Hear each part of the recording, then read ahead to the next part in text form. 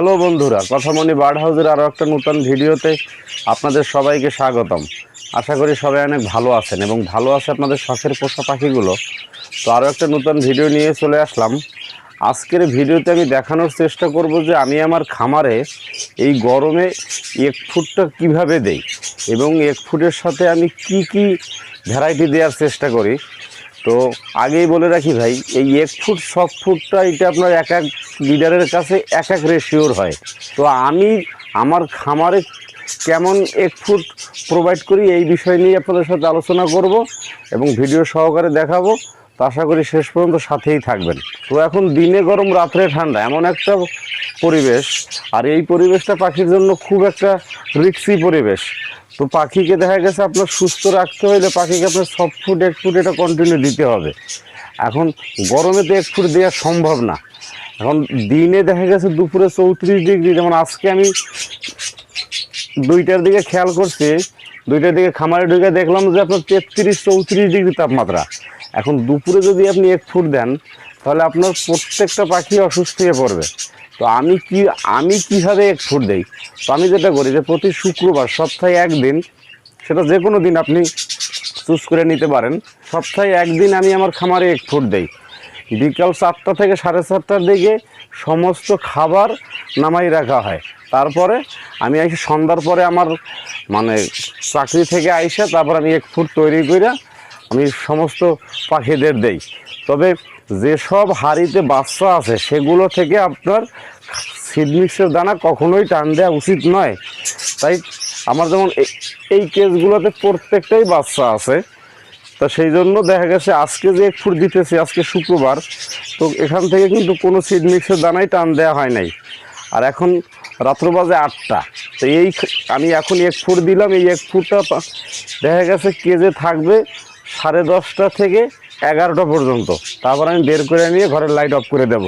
তো আমি আমার খামারের পাখিদের জন্য এক ফুটটা কীভাবে তৈরি করি এবং এক ফুটে কি কি দেই, তো চলেন আপনাদের সাথে এই ভিডিওটা দেখি।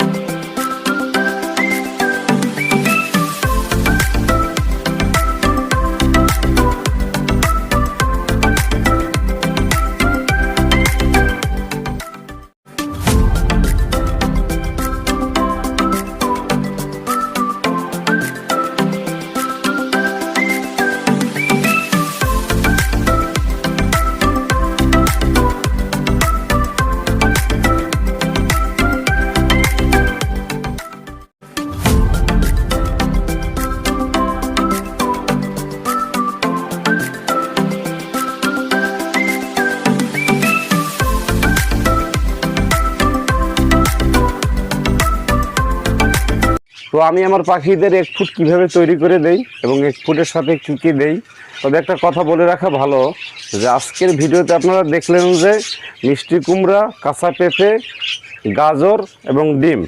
আজকে আমার কাছে শাক ছিল না, তাই শাক দিতে পারি নাই। তবে পরবর্তীতে যখন আবার আগামী শুক্রবার যখন দেব, তখন ওটা অবশ্যই আমি শাক দেওয়ার চেষ্টা করব। তো অবশ্যই বুঝতে পারছেন। আর এইভাবে তৈরি করে আপনি আপনার পাখিদের দেওয়ার চেষ্টা করবেন, কারণ আপনি যত ভালো দিবেন অত ভালো কিছু আপনাকে পাখি ব্যাক করবে। তো এরপরও যদি কারো কিছু বুঝতে সমস্যা হয় বা যদি মানে বাড়তি কিছু জানার ইচ্ছা থাকে, অবশ্যই স্ক্রিনে ফোন নাম্বার থাকবে, ফোনে যোগাযোগ করবেন। আর কমেন্ট করলে অবশ্যই কমেন্টের উত্তর দেব। তো এতক্ষণ সঙ্গে থাকার জন্য সবাইকে আন্তরিক ধন্যবাদ। তো সবাই ভালো থাকেন।